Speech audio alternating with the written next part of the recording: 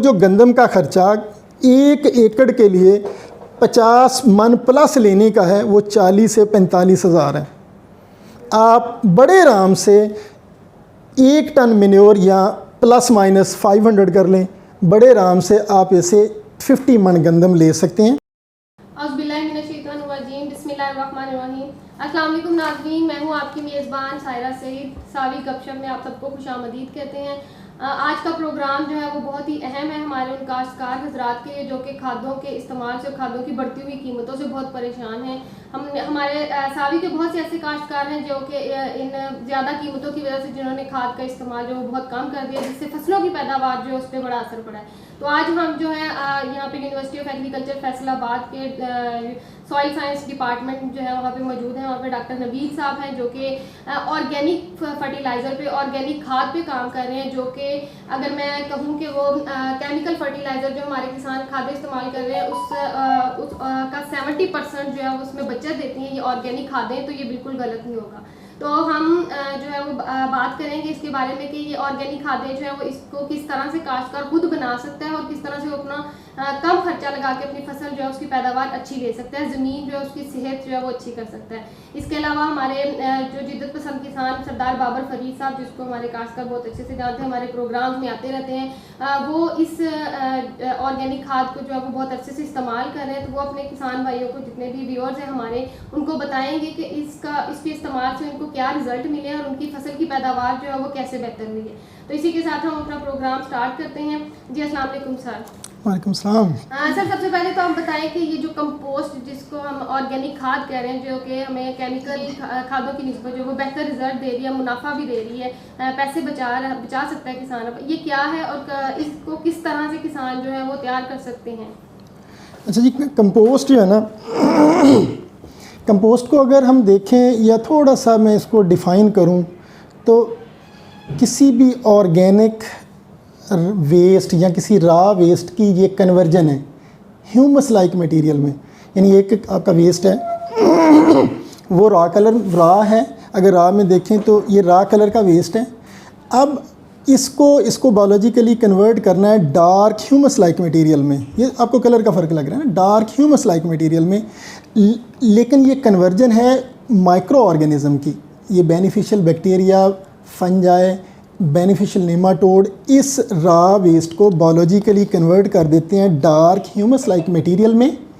कुछ कंडीशंस हैं, अच्छा वो कंडीशन इन जनरल हम फॉलो नहीं करते ना सॉरी, वो कंडीशंस क्या हैं? एट ऑप्टिमम मॉइस्चर, टेम्परेचर और एरेशन। ये 3 चीज़ें जब आप किसी भी रॉ वेस्ट को देते हैं और वो एक सर्टन पीरियड के बाद डार्क ह्यूमस लाइक मटेरियल में कन्वर्ट हो जाता है, उसकी स्मेल ख़त्म हो जाती है, तो ये एक कंपोस्ट बन गई, ये एक वैल्यू एडिशन बन गई। यानी ये रॉ एक वैल्यू एडिशन बन गई, हम इसको कंपोस्ट कहते हैं।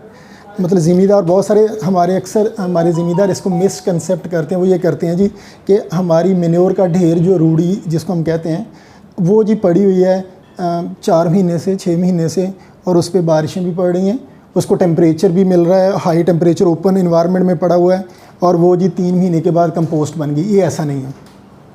कंपोस्टिंग जो है ना, ये एक साइंटिफिक टर्मिनोलॉजी है, एक प्रोसेस है। जब तक आप उस प्रोसेस से अपने वेस्ट को नहीं गुजारेंगे वो कंपोस्ट नहीं है। अच्छा, अब वो कंपोस्ट क्या प्रोसेसेस हैं? अब वो प्रोसेस ये है कि आपके पास एक ढेर है, ये इनिशियल फेज़ है। अच्छा, उस ढेर में कुछ चीज़ें आपने ऐड करनी है जो उस डीकम्पोजिशन के प्रोसेस को तेज़ कर दें। अच्छा, चीज़ें ऐड करनी है, फिर कुछ कंडीशंस देनी है। कंडीशन नमी बहुत ज़्यादा नहीं होनी चाहिए, मतलब आपका प्योर गोबर है वो 80% नमी है, नहीं वो नहीं, आपको 50 से 60% नमी रखनी है।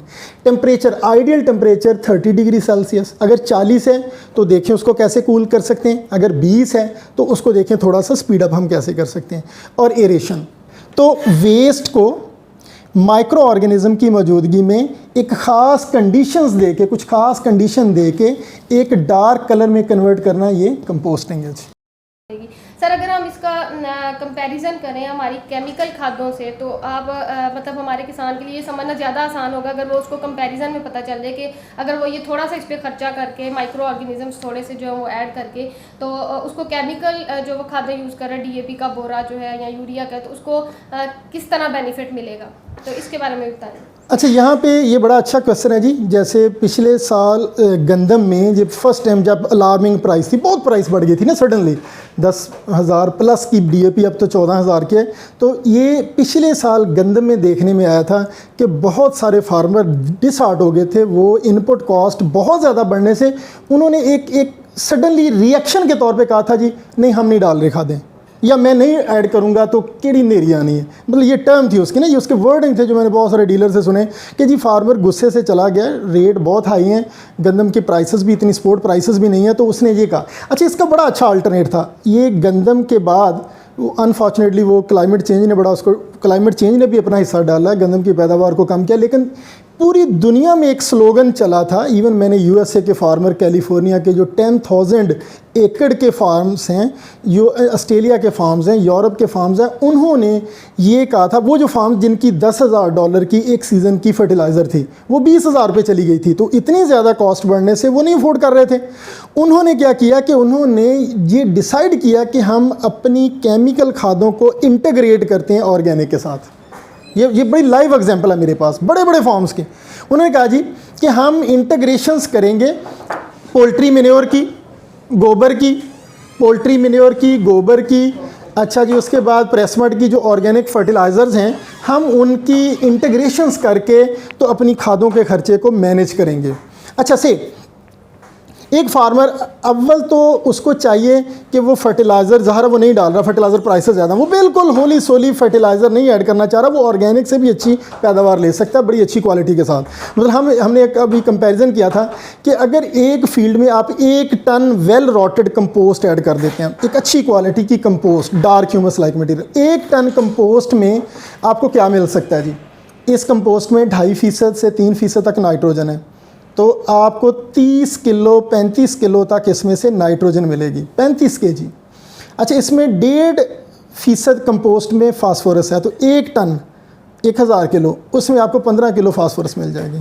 अच्छा, इसमें कोई 3% तक पोटाश है, जब ये कंपोस्ट बन गई तो वो 30 किलो आपको पोटाश मिल जाती है। तो मैं जो आपको नाम लिया मैंने, 35 किलो नाइट्रोजन 1 टन मैन्योर में, 15 किलो फास्फोरस और 30 किलो पोटाश। अगर हम इसकी कैलकुलेट कॉस्ट निकालें तो ये 30,000 के राउंड अबाउट बनती है। तो आप 1 टन मैन्योर ऐड करें वेल रॉटेड कंपोस्टेड फॉर्म में तो आपको ये न्यूट्रिएंट मिलेंगे। अच्छा, अगर मैं गंदम की एग्जांपल लेता हूँ, गंदम को 2.5 से 3 बैग यूरिया चाहिए, आपके 1 टन से कितने मिल गए? 2 बोरी या 2.25 बैग यूरिया मिल जाते हैं। ठीक हो गया। आपको डीएपी गंदम में 30 किलो तक चाहिए, 15 किलो मिल गई 1 टन से। कुछ चूँकि ऑर्गेनिक है, इसने ज़मीन की बहुत सारी लिगेसी, जो ज़मीन में फास्फोरस पड़ी है, चूँकि इससे सॉइल की हेल्थ बेहतर होनी है, तो उसने ज़मीन के पूल में जो लिगेसी फास्फोरस उसको एक्टिव करना है, 10 kg तक वहाँ से मिल गई, तो 25-28 kg बड़े आराम से आपकी फास्फोरस की ज़रूरत पूरी करेगी। अच्छा, पोटाश हमें गंदम में 30 किलो, 1 बोरी पोटाश चाहिए, तो 30 किलो पोटाश 1 टन मैन्योर से मिलेगी। तो वो जो गंदम का खर्चा 1 एकड़ के लिए 50 मन प्लस लेने का है, वो 40 से 45 हज़ार है। आप बड़े आराम से 1 टन मैन्योर या प्लस माइनस 500 कर लें, बड़े आराम से आप इसे 50 मन गंदम ले सकते हैं, जबकि सॉइल की हेल्थ, आपकी जो प्रोड्यूस की क्वालिटी वो बहुत अच्छी होगी। ये अजाफी बेनिफिट्स हैं। तो बड़े आराम से हमारा फार्मर फर्टिलाइज़र के एक्सपेंडिचर को कंपनसेट कर सकता है अगर वो ये वैल्यू एडेड मैन्योर जो है ना वो सॉइल में ऐड करे in the form of compost. Thank you so much sir. जी नाज़रीन, यहाँ पे सर ने जैसे एक्सप्लेन किया कि केमिकल जो हम खाद्य, आम खाद्य डीएपी यूरिया यूज़ कर रहे हैं, उसकी निस्बत अगर हम ये ऑर्गेनिक खाद जो है इसको इस्तेमाल करें तो हमारे खादों का खर्चा जो है वो बहुत ज़्यादा बच सकता है। इसके लिए जो है हमारे साथ सरदार बाबर फरीद साहब है, मैं इनसे पूछती हूँ कि इन्होंने भी ये ऑर्गेनिक खाद इस्तेमाल किए तो इनका जो है वो कितना खर्चा जो है वो कम आया और उन्होंने कितने पैसे जो है वो उन खादों पे ज़ाया करने से बचाए हैं। जी अस्सलाम वालेकुम सर। मैंने जी पिछले साल इसको ट्राई किया गंदम पे, और हमने गंदम पे ये हमारा हार्डली, क्योंकि हमने बीओपी टाइप एक चीज़ बना के इसको किया था, तो वो 500 तो नहीं हमारा, वो ऑलमोस्ट 2000 रुपये टाइप का खर्चा आ रहा था। और वो हमने उसको डाली है नीचे फॉस्फोरस की जगह। तो डीएपी जहाँ हमें उस वक्त 8-9 हज़ार रुपये की पड़ी थी, ये हमें 2000 की पड़ी, एडेड बेनिफिट्स भी मिले। हमने उसको आधी पोटाश डाली जो मैं एक बोरी डालता था कुछ कॉम्पनसेशन की, और हमने उसको अबाउट 1 यूरिया उसको डाली। तो हमारी जो पटरों पे कनक लगी हुई थी वो हमारी फिर भी गर्मी होने के बावजूद भी 52 मॉड्स वो निकली। तो एवरेज भी ठीक निकली और खाद का खर्चा बहुत कम आया। अब यही खाद अगर मैं केमिकल फर्टिलाइज़र यूज़ करता तो मेरा कम से कम ये खर्चा जो मेरा ये 2000 रुपये का है, ये ऑलमोस्ट 20-25 हज़ार का तो मुझे ईज़िली अपना 15 से 18 हज़ार रुपये की मुझे डीएपी पड़ जाती, और आधी जो पोटाश है उसको तो मेरा ख्याल है 5000 की थी, 2000 की वो पोटाश पड़ जाती, और एक एक्स्ट्रा यूरिया भी मुझे देना पड़ता। तो उसमें फिर मैंने ये भी देखा उसके अदर बेनिफिट्स भी हैं हमारे ज़मीन में, कि उसकी वो पोरेसिटी बढ़ाता है, वाटर रिटेंशन बढ़ाता है, तो काफ़ी चीज़ें उससे हमें हमारी बेहतर हुई। मक्की में हमें मगर जो इसका फ़ायदा हुआ है वो एक और लेवल का है। अब मक्की जो हमने इस बार लगाई है, हमने खुद ये बीओपी बनाई है जिससे हमने कंपोस्टिंग की है रॉक फॉस्फेट को, और वो हमने डीएपी 0 डीएपी के साथ, यानी हमने कोई डीएपी की बोरी नहीं डाली, हमने ये 300 केजी जो है अपना खुद साख्ता बनाया हुआ बीओपी ये डाला है, और हमने 1 पोटाश की बोरी डाली है। हम अदरवाइज हम 2 पोटाश की बोरियां और 2 डीएपी डालते हैं। आजकल की मार्केट में हमने 1 बोरी पोटाश बचाई जिसकी एमओपी की कीमत है 13,000 रुपये। हमने 2 बोरी डीएपी बचाई जो मार्केट की आज प्राइस है मेरा ख्याल है 14-14.5 हज़ार रुपये, जो आपको पड़ जाती है 28,000 रुपये। तो ऑलमोस्ट ये अगर आप इसको कैलकुलेट करेंगे, हम ऑलमोस्ट कोई क्लोज टू 40,000 रुपये पर एकड़ खर्चा है, जो हमने ये खर्चा सिर्फ 2000 में अचीव किया। हमारे काश्तकार भाइयों के लिए बहुत समझने की बात है कि अगर हमारे जैसे कि बाबर साहब का अगर उनका 40,000 फी एकड़ के हिसाब से खर्चा आ रहा था, और उन्होंने ये ऑर्गेनिक खाद जो इसको इस्तेमाल किया है। अगर मैं पिछले साल गंदम की बात करूं, जैसे कि हमारा मौसम जो था वो बहुत बदल गया था, अचानक से गर्मी आ गई थी, हमारे बहुत से काश्तकार जो हैं उनको गंदम की वो अच्छी फसल नहीं मिली थी जो उनको मिलनी चाहिए थी। तो बाबर साहब ने सिर्फ क्या किया, ये ऑर्गेनिक खाद जो थी उसको इस्तेमाल किया। एक तो खाद का खर्चा भी बच गया, तकरीबन उनका अगर मैं कहूँ 35 से 38 हज़ार में उन्होंने खर्चा बचाया है, और उसके साथ फिर उन्होंने गंदम की अच्छी पैदावार भी ली है। 52 मन 52 मन एक अच्छी पैदावार है जो कि उन्होंने इस मौसमी तब्दीली के बावजूद भी हासिल की। तो हमारे काश्तकार हजरात जो हैं वो इस बारे में सोचें। अगर आपको अगर हमारे काश्तकार जो इस ऑर्गेनिक खाद को बनाना चाहते हैं, इसके बारे में सावी का प्लेटफॉर्म मौजूद है, यूनिवर्सिटी में डॉक्टर नवीद हैं, वो आपके फुल मदद के लिए जो है वो दरकार रहेंगे। अगर किसान भाई जो है वो अपनी खाद का खर्चा बचा के ऑर्गेनिक खाद डाल के अपनी ज़मीन की सेहत भी बेहतर करना चाहते हैं और अपनी फसल की पैदावार भी अच्छी करना चाहते हैं, तो वो इस तरफ लाजमी आए और कीमियाई खादों से जो है वो अपनी, अगर मैं कहूँ, जान छुड़ाएं तो वो गलत ना होगा। सर, अगर हमने बात कर ली कि कंपोस्ट क्या, वो हमारे पास हर तरह का वेस्ट है। जैसे हमारे पास मुर्गी खाने हैं, मुर्गियों का वेस्ट है, हमारे पास गोबर वगैरह भी है, उसके अलावा हमारे पास फसलें भी आ जाती हैं।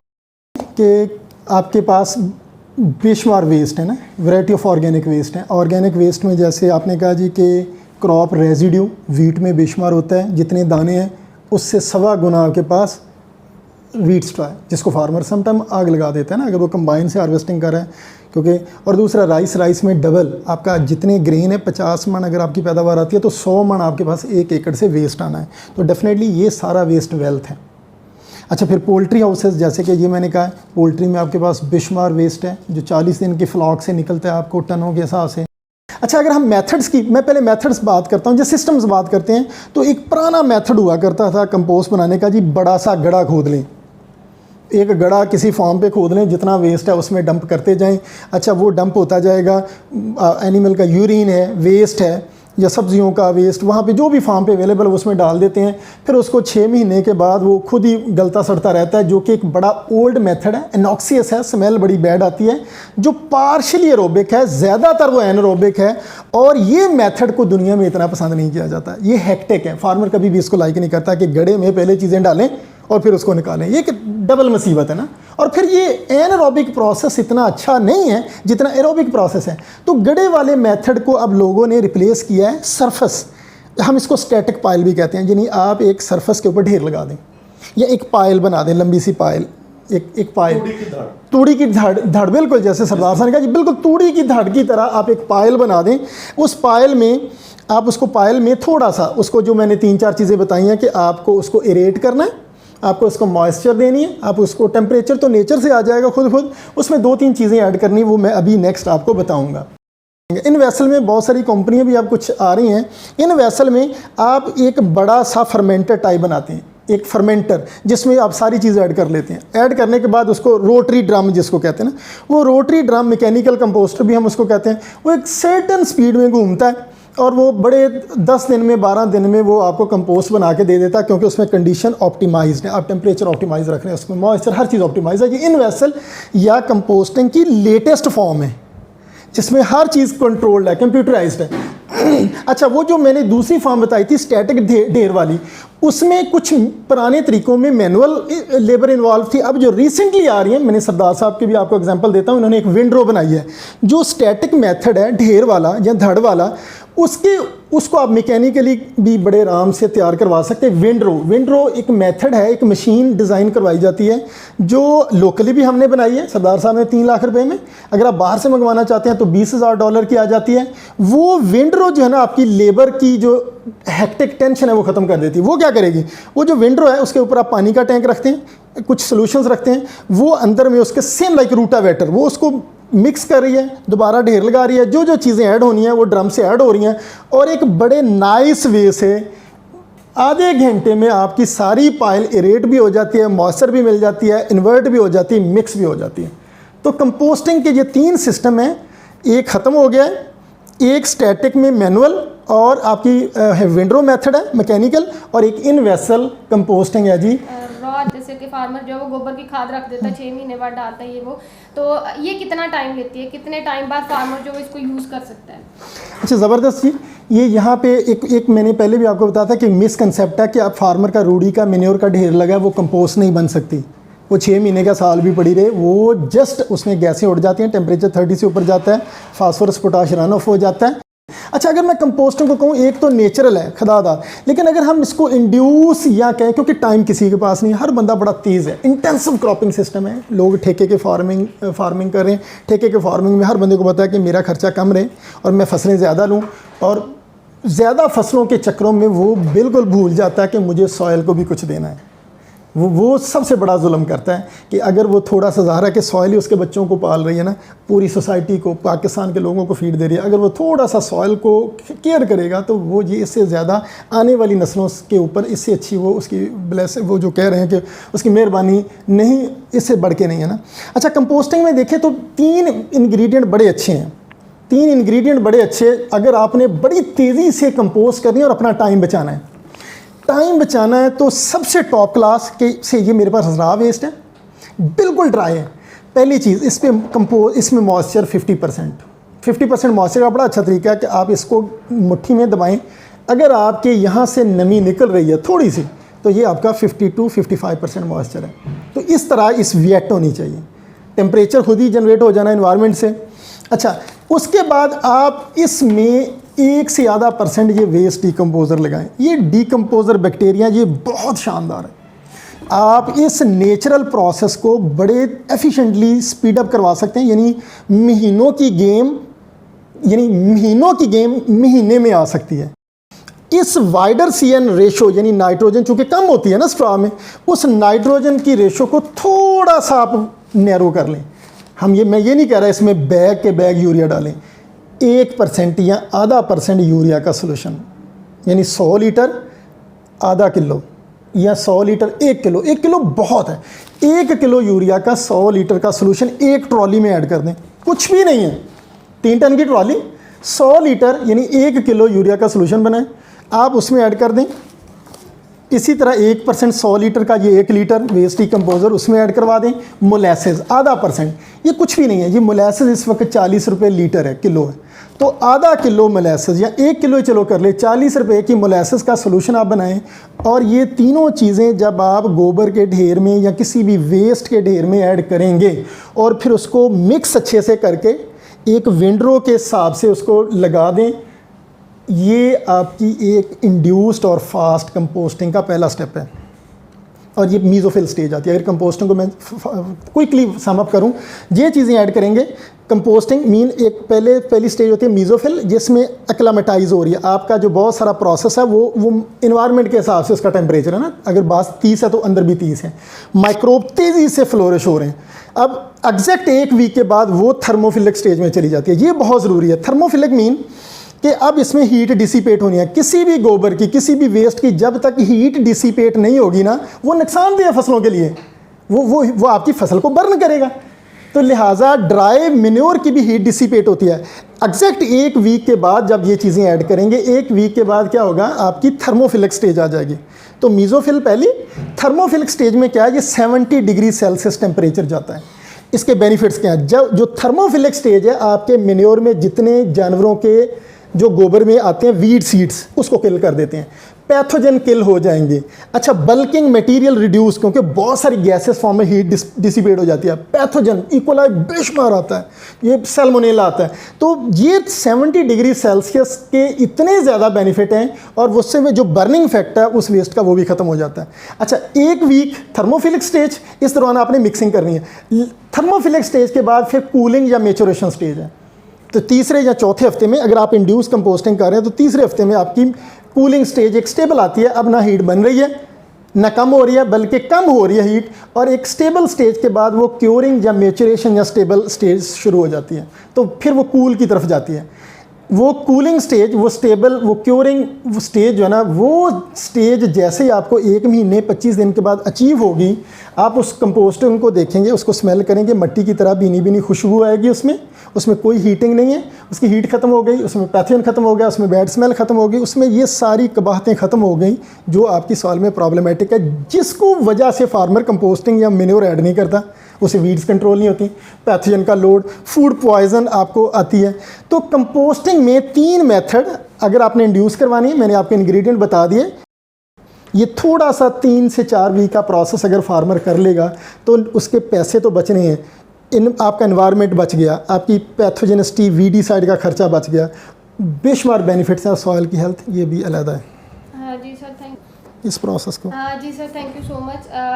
नाज़रीन, जैसा कि सर ने बताया कि आपको ये सिर्फ, अगर मैं अगर इसका मोटा सा हिसाब लगाऊं तो ज़्यादा भी हो तो 1500-2000 खर्चा आ जाएगा। इसमें आपकी एक ट्रॉली में, पूरी ट्रॉली, ये नहीं सिर्फ इतना सा जार नहीं, आप देखें पूरी ट्रॉली अगर लें और उसमें आप ये चीज़ें जो आधा किलो यूरिया और ये बायो जो सर ने बताया लिक्विड और साथ में मोलेसिस जो है वो डाल के अगर आप बना लें तो आपकी ज़मीन की सेहत भी अच्छी होगी और आपकी जो है फसल जो है वो अच्छी आएगी। अब इसमें जैसा कि मेरी अपने तौर पे अपने काश्तकार जो है उनके लिए राय है कि वो इसको ज़रूर जो है वो एक दफ़ा ट्राई ज़रूर करें। इसमें कोई ख़र्चा नहीं है, कोई आपके हज़ारों लाखों रुपए नहीं लगेंगे, थोड़ी सी लेबर है। आप उसको जैसे कि हमारे काश्तकारों के पहले ही फार्म पे जो है वो लेबर होती है, हमने गंदम काश्त करनी है, गंदम का टाइम आने वाला है, तो आप सारे रकबे पे नहीं, 1 एकड़ पे या आधे एकड़ पे जो है इस ऑर्गेनिक खाद जो है इसका इस्तेमाल जो है वो लाजमी करें और ट्राई करें। आपका ना जो है वो मुआवजना करें कि आपने जो DAP यूरिया डाली थी उसका क्या खर्चा आया है और रिजल्ट क्या आया है, और आपने ये जो ऑर्गेनिक खाद जो है जिसको हम नामियाती खाद भी कहते हैं उसका इस्तेमाल किया है तो उसका क्या रिजल्ट आया है।